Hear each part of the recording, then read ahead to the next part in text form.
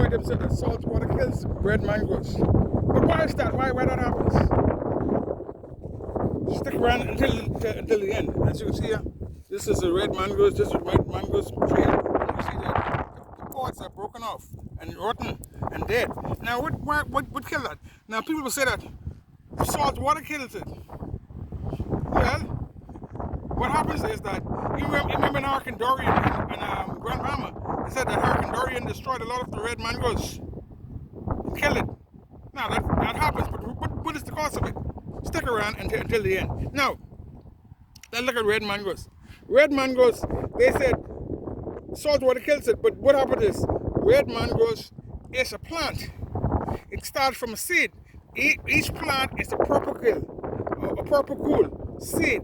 Just like how you got other seeds that you plant in the ground, and then you now put this in. Now you have people that say that when you look at sand flats.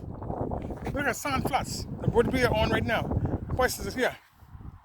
I'm on a sand flat here in Andrews. Now, what happens is that red mangoes grows as a seed, just like you plant a seed anywhere, but it is a seed plant. It grew in the sand, and then it grew up through the salt water.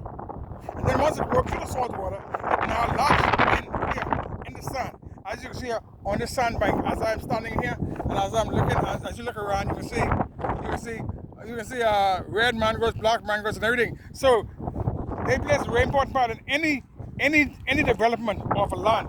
Now, what happened is now, because of the salt, the salt kills this. Because what? There are two types of water here. See what people don't understand? There are two types of water in there. You got black algae, you got black mangoes, and you got red mangoes. Two of them take two different types of salt water. That's what kills red mango trees. What happens is when the salt comes in, how you know when there is different salt? You also go look at the soil. The darker the soil is, most time it's more saltier. And then of course that kills it. And so what happens is the salt which goes to the red mango's roots is less salt.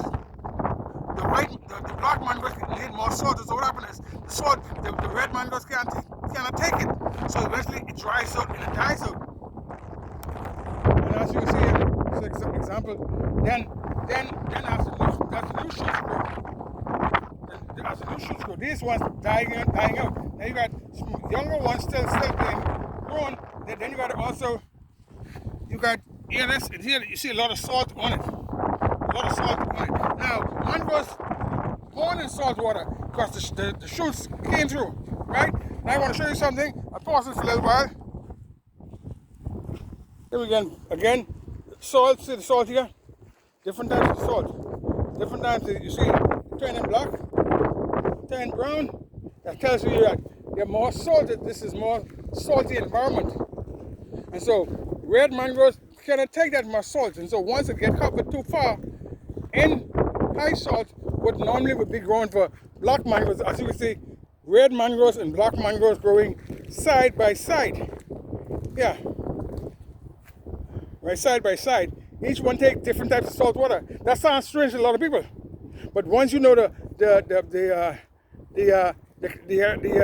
chemistry of it, then you'll be able to understand it. See, for example, as I said, this each one of those little pods in the ground,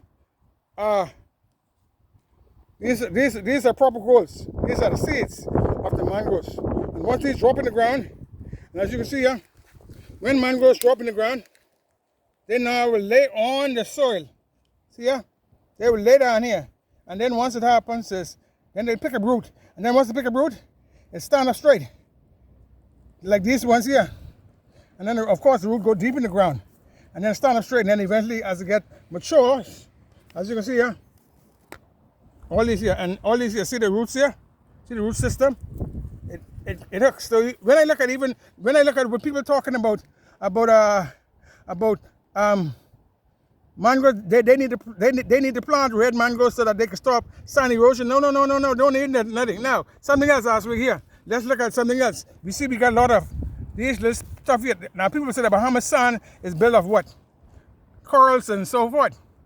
Now these are various periwinkles, but they come here to die. and they will be used, their bodies will be used to build and make land with their building and making, just like when you build your land, build your house, you need different stones and so forth. These here will be used, when they die out, they will be used as the materials to help build land with, build rocks with. That's the purpose of periwinkles. Now they got many more benefits when they're alive, but these ones are dead now. So like, subscribe, and share, man. See you next time.